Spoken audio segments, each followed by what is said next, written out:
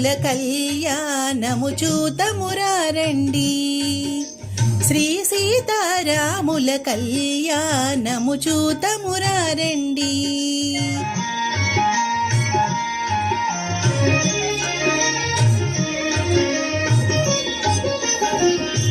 సిరి కళ్యాణపు బొట్టును పెట్టి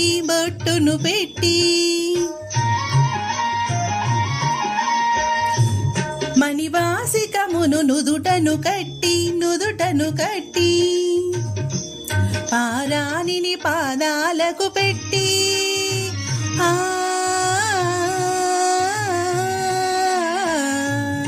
పారాణిని పాదాలకు పెట్టి పెళ్లి కూతురై వెలసిన సీత కళ్యాణము చూతమురారండి.